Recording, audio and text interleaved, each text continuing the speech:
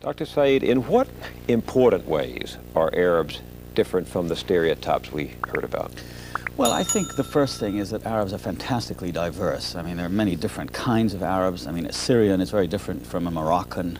There are regional accents. There are traditions completely local to various parts of the Arab world, traditions of dress, of cuisine, of accent, of dialect, of history. I think that's the most important thing. To think of Arabs as just one large group of screaming fanatics who are practically faceless is, I think, the first myth that has to be set against the reality. The second one is that it is, and this is the most important to me, difference between the cliche and the reality, is that the Arabs are the inheritors of an extraordinary civilization, one that stretches back now in its modern forms for about 1.5 millennium. First of all, there's the language. The Arabic language is one of the, in my opinion, one of the most extraordinary constructions of the human mind. Language of poetry. It's a language of poetry, it's a language of mysticism and theology, it's a language of law, it's a language of extraordinary humor, for example, and narration. I mean, some of the great feats of narrative skill, the Arabian Nights, the travels of Ibn Battuta, etc., are written in Arabic. So there's that. It's also one of the great religions of the world, which is in Arabic. I mean, the Quran is the word of God in the Arabic language.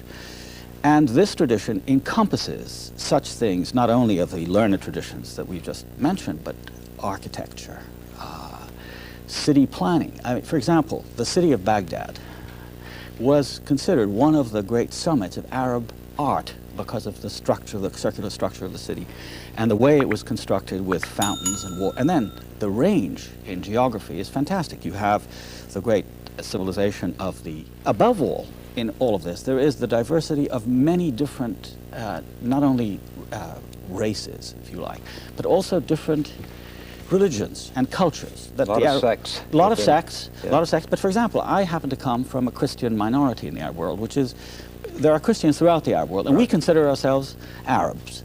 And even our civilization is Islamic, that it's a rich enough civilization to make place for all. The idea of separation between Arabs and the rest of the world is a relatively modern idea. Appreciate about your Arab past? Well, I think precisely that there is an Arab past and a people to which one can point and see these tremendous achievements I think cultural is the main thing. This great culture of philosophy, of literature, indeed of daily life. There is something about Arab life on the level of minute by minute that has a certain aesthetic to it. So like all the rest of us, the quote Arab world is many worlds. It's many worlds, exactly. Large and small. Right. Thank you very much, Dr. Edward Said.